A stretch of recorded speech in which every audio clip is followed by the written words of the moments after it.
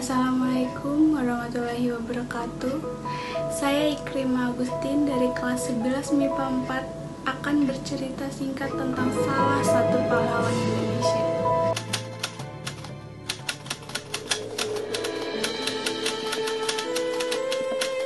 Muhammad Ibnu Sayuti atau lebih dikenal dengan Sayuti Melik lahir di Sleman, Yogyakarta pada tanggal 22 November 1908. Ia wafat pada usia yang ke-80 tahun di Jakarta pada tanggal 27 Februari 1989 setelah sakit selama 1 tahun. Beliau dimakamkan di TMP Kalibata.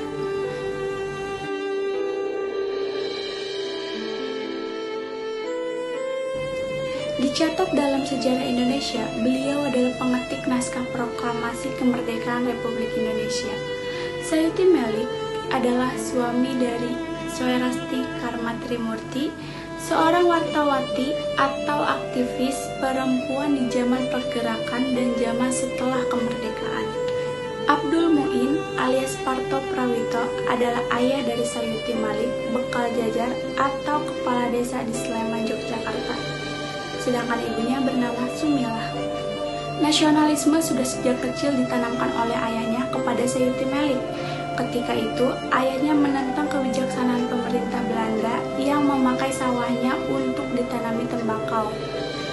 Sayuti Melik memulai pendidikan dari kelas 1 SD hingga kelas 4 dan diteruskan hingga mendapatkan ijazah di Yogyakarta. Ketika bisa berupaya sekolah guru di Solo pada tahun 1920, ia belajar nasionalisme dari guru sejarahnya yang berkebangsaan Belanda, yaitu H. A. Juring. Pada usia belasan tahun, Sayuti Melik sudah sangat tertarik pada majalah-majalah Islam yang berkampanye pemimpin Kiai Misbah di Kauman Solo, ulama yang berhaluan kiri.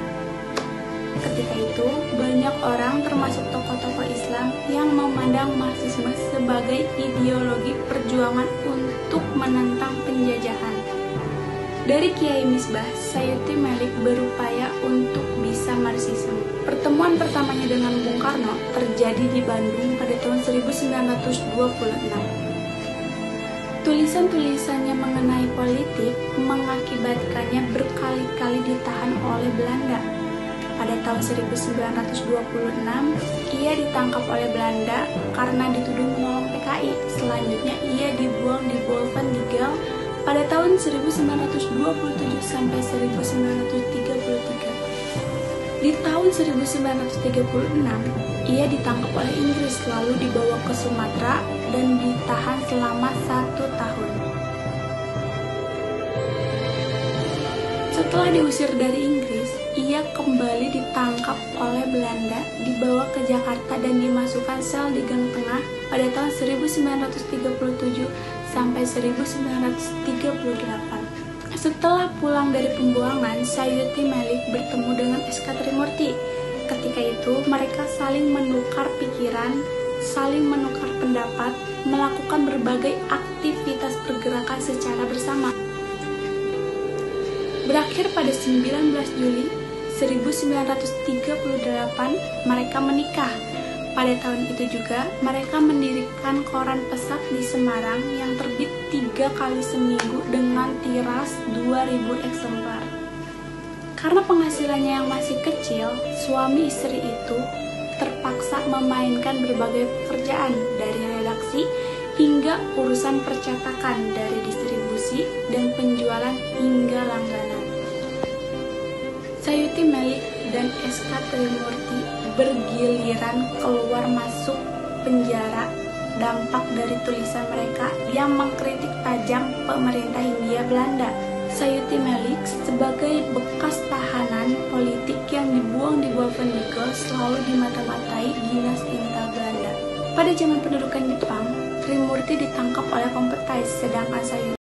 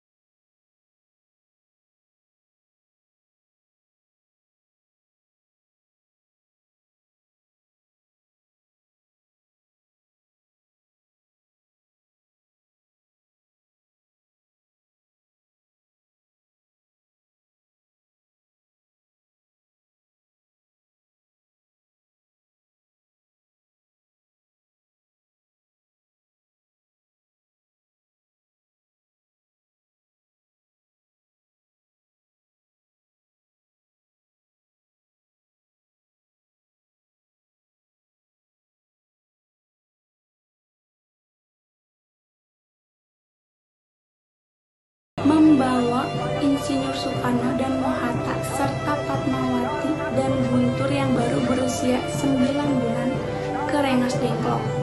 Tujuannya supaya Insinyur Soekarno dan Mohatta tidak terpengaruh oleh bangsa Jepang. Di sini mereka meyakinkan kembali Insinyur Soekarno bahwasanya Jepang telah menyerah dan para pejuang siap melawan Jepang apapun resikonya. Di Jakarta, kelompok muda Wikana dan kelompok tua yaitu Mr. Ahmad Subarjo melakukan perundingan untuk memproklamasikan Indonesia di Jakarta. Pemikiran naskah proklamasi disusun oleh Bung Karno, Bung Hatta, dan Ahmad Subarjo di rumah Admiral Muda Maeda. Wakil para pemuda adalah Sukarni dan Sayuti Melik. Masing-masing adalah pembantu Bung Karno dan Bung Hatta yang turut menyaksikan peristiwa tersebut.